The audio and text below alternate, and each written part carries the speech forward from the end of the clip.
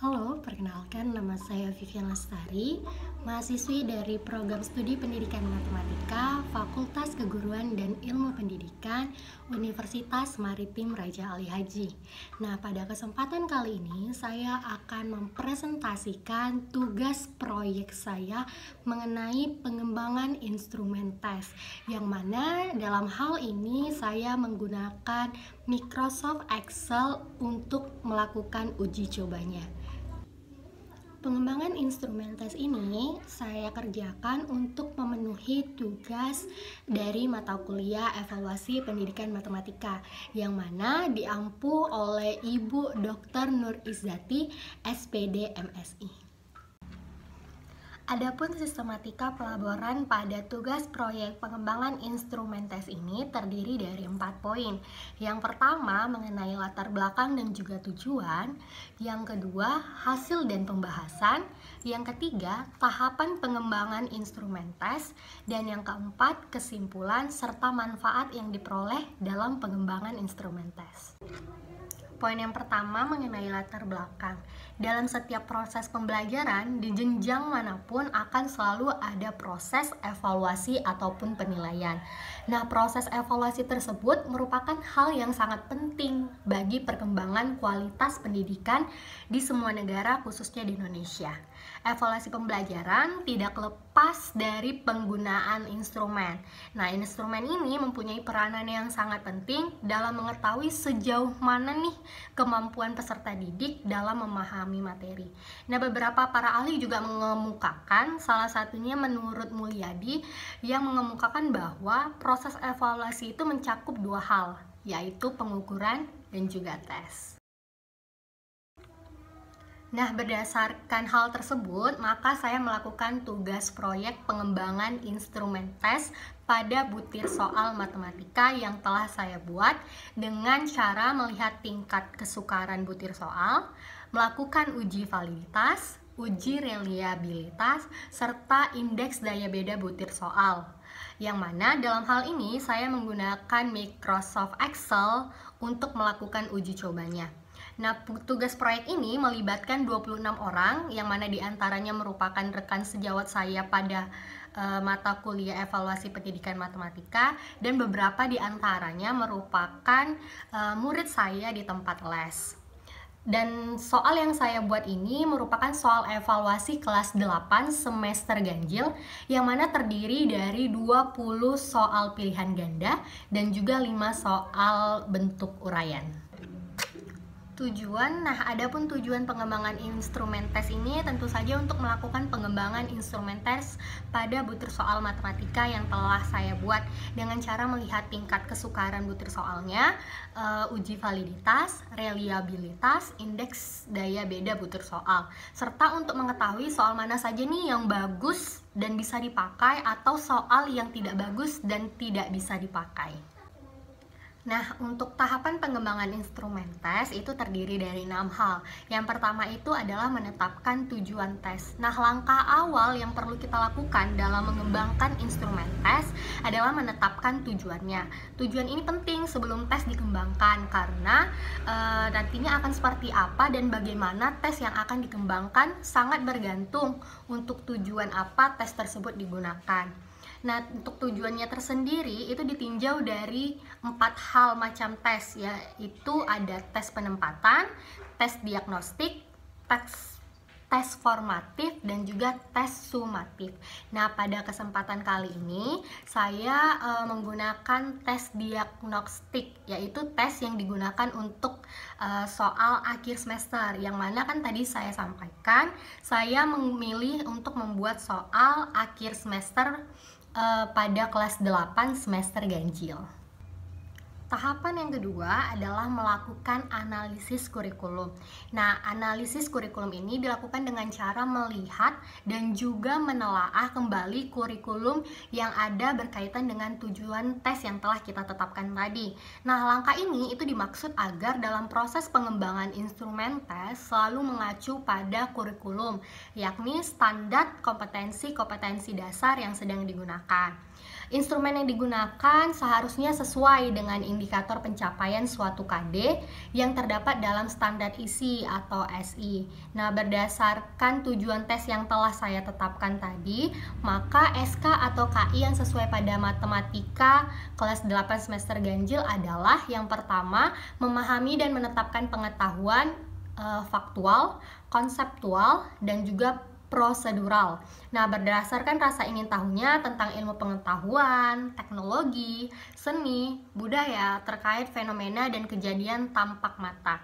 Yang kedua itu mengolah, menyajikan, dan menalar dalam ranah konkret. Artinya menggunakan, mengurai, merangkai, memodifikasi, dan juga membuat.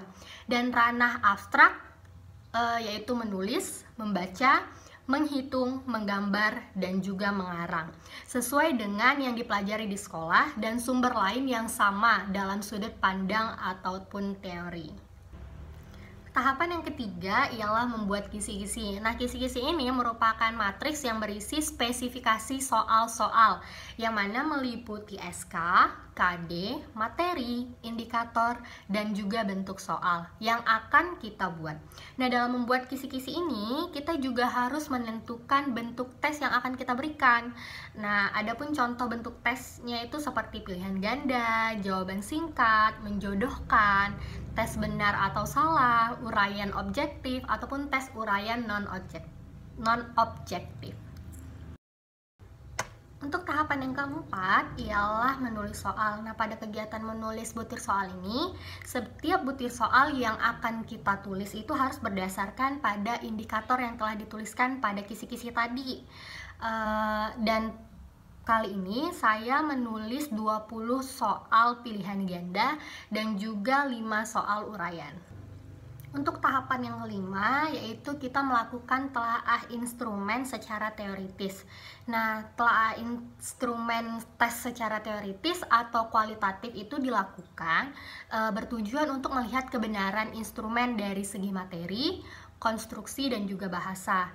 Nah, setelah melakukan ini, kemudian dapat diketahui apakah secara teoritis instrumen kita itu layak atau tidak untuk digunakan.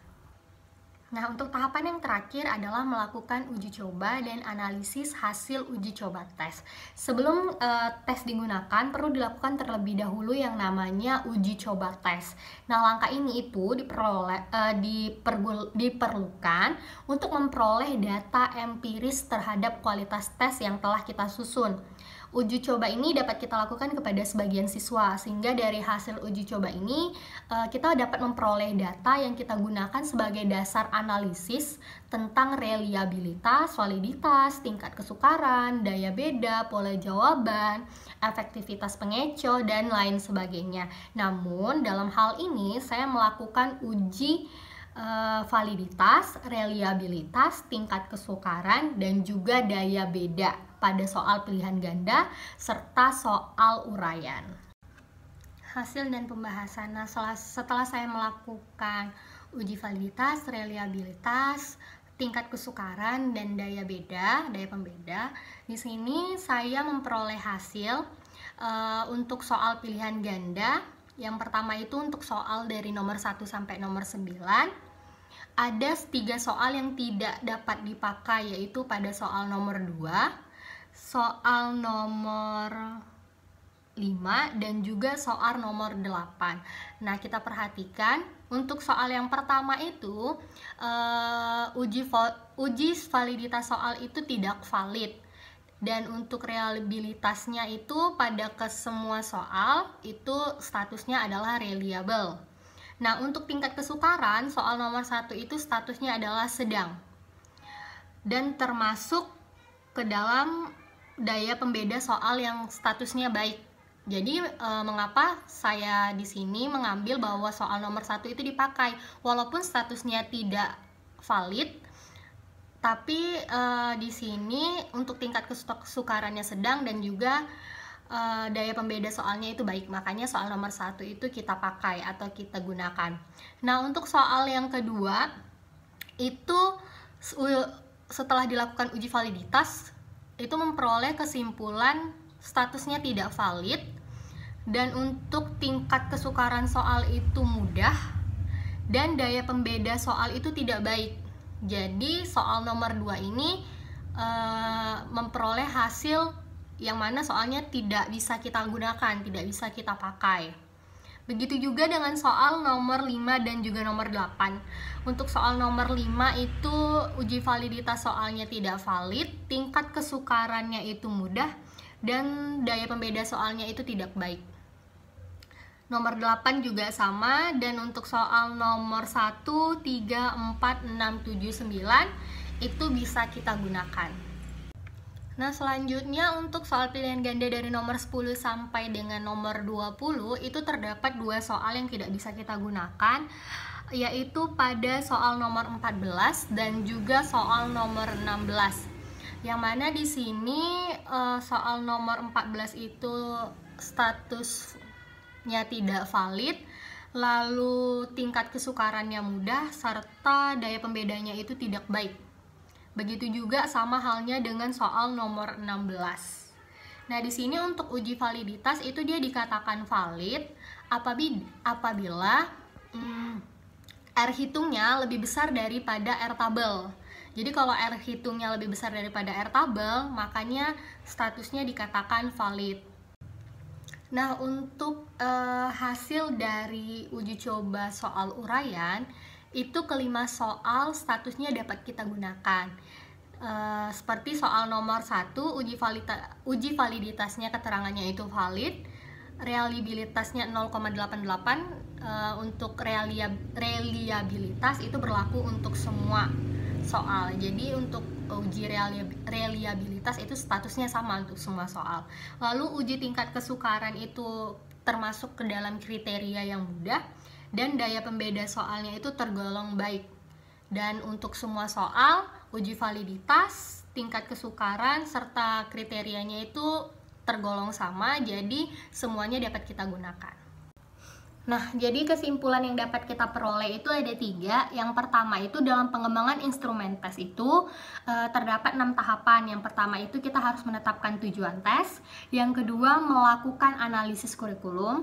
Yang ketiga membuat kisi-kisi. Yang keempat menulis soal. Yang kelima melakukan telaah instrumen secara teoritis. Dan yang terakhir itu melakukan uji coba dan juga analisis uji coba tes.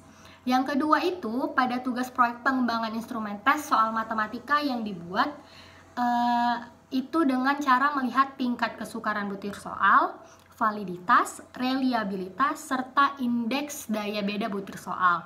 Nah, tugas proyek ini itu melibatkan 26 orang yang mana diantaranya merupakan rekan sejawat pada mata kuliah evaluasi pembelajaran dan beberapa siswa dari les saya.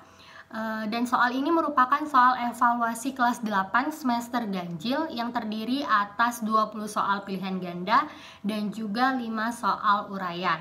Poin yang ketiga itu adalah berdasarkan uji validitas, reliabilitas, tingkat kesukaran, dan daya beda butir soal yang telah saya lakukan, maka diperoleh hasil untuk soal pilihan ganda, yaitu terdapat 15 soal yang dapat dipakai atau dapat digunakan, yaitu pada soal nomor 1, 3, 4, 6, 7, 9, 10, 11, 12, 13, 15, 17, 18, 19, dan 20, serta 5 soal yang tidak dapat kita gunakan ataupun kita buang, yaitu pada soal nomor 2, 5, 8, 14, dan juga 16. Nah, kalau pada soal uraian itu kesimpulannya adalah kelima soal dapat kita gunakan atau dapat kita pakai. Dalam pengembangan instrumen ini saya memperoleh 4 manfaat. Yang pertama itu dalam pembuatan soal baik pilihan ganda maupun uraian, ternyata kita juga harus menyesuaikan soal yang kita buat sesuai dengan kurikulum, materi, dan juga KI ataupun KD. Jadi bukan sembarangan membuat soal. Lalu yang kedua itu dalam membuat kisi-kisi kita juga harus mengarah pada soal yang akan kita buat. Jadi kisi-kisi dan juga soal itu harus sejalan. Jangan sampai kisi-kisi itu berbeda dengan soal yang akan kita buat nanti. Lalu yang ketiga itu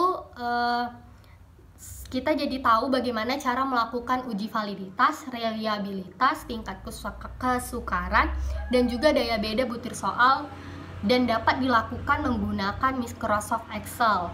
Namun, selain Microsoft Excel, ada juga aplikasi yang bisa kita gunakan, yaitu SPSS. Yang keempat itu, berdasarkan uji coba yang telah kita lakukan, kita dapat mengetahui ternyata soal yang kita pakai itu tidak semuanya bisa digunakan. Ada yang statusnya dapat dipakai, ada juga statusnya yang harus dibuang atau direvisi kembali. Baiklah, sekian presentasi saya mengenai tugas proyek pengembangan instrumen tes yang telah saya lakukan.